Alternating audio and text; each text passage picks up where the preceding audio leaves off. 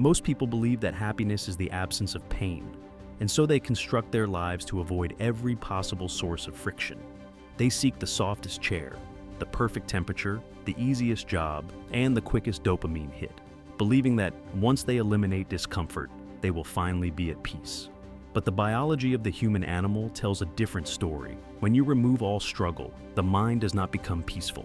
It becomes fragile, anxious, and paranoid.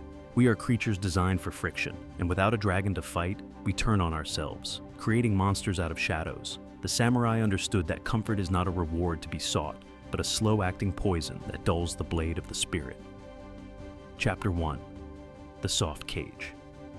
Let us examine the life of Julian, a man who, on paper, had won the game of modern existence. He worked a remote job that required only 4 hours of real effort a day. He ordered his food to his door to avoid the hassle of cooking, and he spent his evenings consuming entertainment that demanded nothing of his intellect. He had engineered a life of zero resistance, yet he found himself plagued by a low-level, humming dread that he could not explain. He was constantly tired despite sleeping 9 hours a night, and he was irritable despite having no real problems to solve. Julian was rotting in a cage of his own design, a victim of what the ancient Japanese called safety sickness. He had forgotten that the strength of a structure is determined by the load it can bear, and by bearing no load, his spirit had atrophied. In the Edo period, the samurai practiced a concept known as *shugyo*, which translates to severe or austere training. This was not training for the sake of vanity or simple fitness. It was a spiritual forging designed to acquaint the warrior with the sensation of suffering. They would meditate under freezing waterfalls, walk for days without food, or practice a single sword cut thousands of times until their hands bled. The purpose was not masochism. The purpose was to raise the threshold of what they could endure so that when real chaos arrived, they would remain unmoved. Julian had no *shugyo*. His threshold for stress was so low that a slow internet connection or a rude email would ruin his entire day.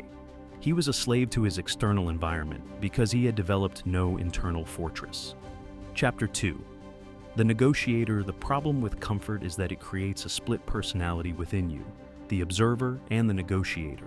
The negotiator is the voice that wakes up in the morning and immediately begins to haggle with your potential. It says, "It is too cold to run. You worked hard yesterday, take a break." Or, "You can start the project tomorrow." For Julian, the negotiator was the loudest voice in his head, constantly talking him out of any action that required grit. He realized that every time he listened to this voice, he lost a fragment of his self-respect. He saw that confidence is not a feeling you conjure up with affirmations. It is the reputation you have with yourself. Every time Julian broke a promise to himself to stay comfortable, he proved to his subconscious that he was untrustworthy. To silence the negotiator, one must look to the wisdom of Yamamoto Tsunetomo, the author of the *Hagakure*. He wrote, "There is something to be learned from a rainstorm. When meeting with a sudden shower, you try not to get wet and run quickly along the road. But doing such things as passing under the eaves of houses, you still get wet. When you are resolved from the beginning, you will not be perplexed, though you still get the same soaking." This is the essence of acceptance. Julian realized he spent all his energy trying to run between the raindrops of life's discomforts. He needed to resolve himself to get soaked. He needed to stop viewing discomfort as a system error and start viewing it as a feature of growth. Chapter 3. Voluntary Hardship. The transformation began not with a grand announcement, but with a small silent act of rebellion against his own comfort. Julian decided to institute a daily ritual of misogi, a Shinto practice of purification through washing the entire body. For Julian, this took the form of a freezing cold shower every single morning, regardless of the season or his mood. The first week was a psychological war. His mind screamed every excuse imaginable to turn the handle to warm. But he realized that the cold water was not just physical, it was a teacher. It taught him that the anticipation of pain is almost always worse than the pain itself, and that the shock of the cold forced his mind into the present moment, instantly silencing his anxiety. He expanded this practice, adopting the philosophy of *Kaizen*, or continuous improvement, but applied it to his tolerance for friction. He began to fast for 24 hours once a week to learn the difference between hunger and boredom. He stopped using headphones while walking, forcing himself to be alone with his thoughts rather than drowning them out with podcasts. He recognized that his phone was a pacifier for adults, a device used to flee from the slightest twinge of boredom or awkwardness. By removing these crutches, Julian felt a raw, jagged exposure to the world. It was unpleasant at first, but beneath the discomfort, he found a bedrock of stability he had never known before. He was learning that he did not need to be comfortable to be okay. Chapter 4. The Sword of No Mind. As Julian deepened his practice, he encountered the state of *mushin**, or no mind. This state is achieved when the separation between the doer and the deed vanishes, usually during moments of intense exertion or focus. He found it while running up a steep hill near his home, his lungs burning and his legs heavy with fatigue. In the past, he would have stopped, but this time, he watched the pain objectively, like a cloud passing across the sky. He realized that the sensation of burning was just information, not a command to stop. In that moment of refusal to quit, the chatter in his head silenced completely. There was no past, no future, no Julian, only the breath and the step. This is the secret that the samurai guarded.